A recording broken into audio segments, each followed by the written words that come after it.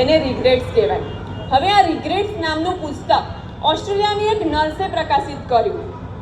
ઓસ્ટ્રેલિયાની આ નર્સનું કામ હતું કે એવા પેશન્ટની સેવા કરવાનું કે જીવનના અંતિમ ક્ષણ પર હોય, જીવનના 10-15 દિવસ જેમની પાસે હોય એવા પેશન્ટની સેવા કરવાનું કામ કરતા હતા. અને આ પેશન્ટની સેવા કરતાં કરતાં એને એક વાત નોટિસ કરી કે આ દરેક પેશન્ટની બીમારી અલગ હતી, તેમની વચ્ચે કોઈ ઇન્ટરકનેક્શન પણ નહોતું, પરંતુ આ દરેક પેશન્ટની 5 એવી ઈચ્છા રિગ્રેટ્સ એ સેમ હતી. આ રિગ્રેટ્સને લઈને આ નર્સે એક પુસ્તક પ્રકાશિત કર્યું, તેનું નામ હતું રિગ્રેટ્સ. અને આ નર્સનું આ પુસ્તક પ્રકાશિત કરવા પાછળનું કારણ હતું કે જે ઈચ્છા આ પેશન્ટની અધૂરી રહી ગઈ છે તે આપણી ના રહે અને લોકો આ પુસ્તકથી પ્રેરિત થઈને પોતાની જિંદગીને જીવે. તો હું આ રિગ્રેટ્સ વિશે તમને વાત કરીશ. તો પેશન્ટની પહેલા નંબરની રિગ્રેટ હતી કે કાશ અમે અમારી જિંદગીને અમારા હિસાબે જીવ્યા હોત. મિત્રો, આપણા સૌના જીવનમાં કોઈક ને કોઈક સ્વપ્ન હોય, આપણે કંઈક નવીન કરવાની પહેલ કરવાની આપણામાં ક્ષમતા હોય, પરંતુ એક ડર, લોકો શું કહેશે ને, આ ડરના કારણે આપણે કંઈક નવીન પહેલ નથી કરતા.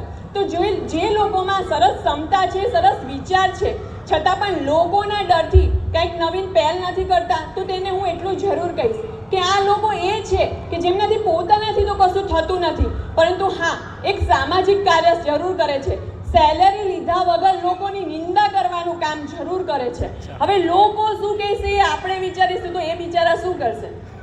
અને જીવનમાં આગળ વધવું હોય ને તો આંખે અંધા, કાને બહેરા અને મોઢે મૂંગા થઈ જવું પડે અને આપણા લક્ષ્યને વળગી રહેવું પડે, તો જ આપણે આપણા લક્ષ્ય સુધી પહોંચી શકીએ. અને એક સુંદર પંક્તિ છે કે તુझे અગર कदम बढ़ाने हैं तो आगे बढ़ा, क्योंकि पीछे खींचने के लिए तो लोग हैं ना.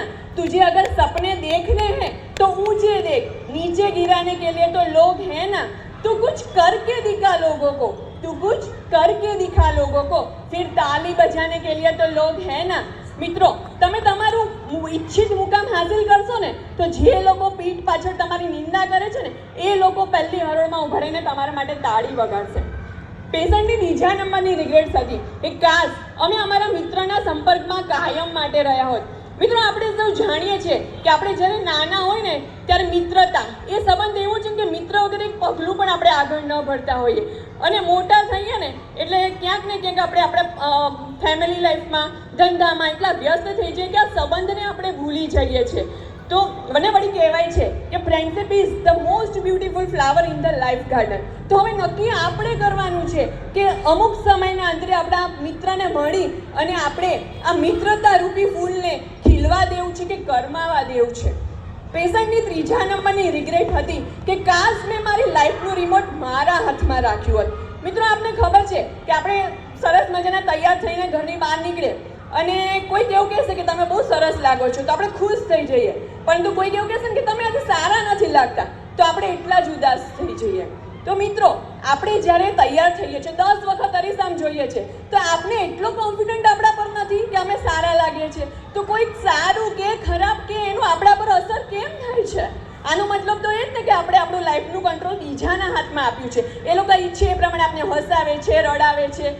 તો મિત્રો, હું એટલું જ કહીશ કે આપણે કોઈ પણ કાર્ય કરવું હોય તો 10 વખત વિચાર કરીને કરો, પરંતુ એ નક્કી કર્યા પછી કે મારે આ કરવું છે તો 10 લોકો પણ કહે ને કે આ તને સારું નથી લાગતું કે તારે આ ના કરવું જોઈએ, તો આપણે આપણા જે ડિસિઝન છે એના પર ગર્વ થવો જોઈએ.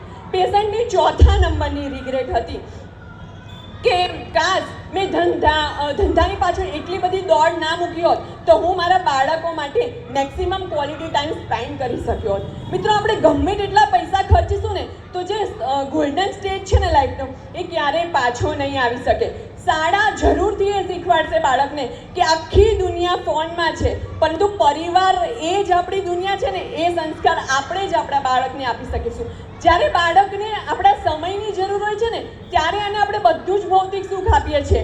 આજે સ્માર્ટ જનરેશનમાં આપણું બાળક ક્યાંય પાછું ના રહી જાય એટલા માટે બધું જ ભૌતિક સુખ બાળકને આપ્યું છે, પરંતુ એક સમય એવો છે ને જે આપણે બાળકને નથી આપી શકતા. આથી બાળક એવું જ માને છે કે લાઈફમાં વ્યસ્ત રહેવું, મમ્મી એની લાઈફમાં વ્યસ્ત રહે, પપ્પા એની લાઈફમાં વ્યસ્ત, આ જ જિંદગી છે. અને જ્યારે આપણે આપણી લાઈફમાંથી ફ્રી થઈશું ને, આપણે આપણા સંતાનના સમયની જે ઝંખના કરીશું ને ત્યારે આપણું સંતાન એની લાઈફમાં એટલું વ્યસ્ત થઈ ગયું હશે ને કે એ આપણે સમય નહીં આપે. મિત્રો, શાળાકીય પરીક્ષા હોય ને એમાં કહેવાય ને એક્ઝામ ક્યારે આવશે, કોણ લેશે, કયા વિષયનું પેપર છે એ પણ નક્કી હોય છે. તો જીવનરૂપી પરીક્ષા ક્યારે આવશે, કયા સ્વરૂપમાં આવશે ને કોણ લેશે ને એ ક્યારેય નક્કી નથી હોતું. માટે જીવનરૂપી પરીક્ષા કેવી રીતે જીવવીને આ સંસ્કાર આપણે આપણા સંતાનને આપવા પડશે. અને પેશન્ટની 5મા નંબરની રિગ્રેટ પેશન્ટની 5મા નંબરની રિગ્રેટ હતી કે કાશ મેં મારી લાગણીને ખુલીને લોકો સમક્ષ વ્યક્ત કરી હોત. મિત્રો આપને ખબર છે કે અમુક વાર કોઈક લોકો આપણે કશું કહે તો આપણે દુઃખ થાય છે, પરંતુ આપણે ખુલીને એને નથી કહી શકતા કે ભાઈ તારી આ વાતને લીધે મને દુઃખ થયું. એ સમયે આપણે લાગણીને દબાઈ રાખીએ છીએ. અને અમુક ઘણી વખત આપણે કોઈના પ્રત્યે પ્રેમ હોય, પ્રેમ એટલે રોમેન્ટિક ફિલિંગ નહીં, પ્રેમ એટલે માતા પિતા પ્રત્યેનો પ્રેમ, આપણા મિત્ર પ્રત્યેનો પ્રેમ, ભાઈ બહેન પ્રત્યેનો પ્રેમ. તો એ સમયે ખુલીને એને કહીએ કે હું તને બહુ પ્રેમ કરું છું, મારા મનમાં તારા પ્રત્યે બહુ લાગણી છે. મિત્રો જ્યારે માણસ આ દુનિયા છોડીને જાય ને ત્યારે મિસ યુ લખવા કરતાં જ્યારે છે ને ત્યારે વિચ્યું કહીશું ને તો એક જે અંતરના ભાવ છે ને એ કંઈક અલગ જ હશે. અને જે વ્યક્તિના લીધે તમને હર્ટ થાય ને તો એ વ્યક્તિને મોઢા પર કહો કે મને તારી આ વાત ના ગમી. કારણ કે પીઠ પાછળ વાત કરવાથી કે આ વ્યક્તિની મને વાત નથી ગમી એનો કોઈ મતલબ નથી. કારણ કે સુધરવું એ વ્યક્તિને છે, બીજા વ્યક્તિને સુધરવાનું નથી. તો જેને કેવું છે એને એ જ ક્ષણે કહો. તો મિત્રો રિગ્રેટ્સ આ પુસ્તકે મારી લાઈફમાં તો બહુ જ ચેન્જ કર્યો છે. આશા રાખું છું કે આ મારી વાત સાંભળ્યા પછી તમે પણ તમારી જિંદગીને જીવવાનું શરૂ કરો. આપણે કરવાનું છે કે કાશ મેં મારી લાઈફને જીવી હોત. આ શબ્દ સાથે જિંદગી પસાર કરવી છે કે હાશ મેં મારી લાઈફને જીવી. આ શબ્દ સાથે આપણી જિંદગીને પૂરી કરવી છે. Thank you.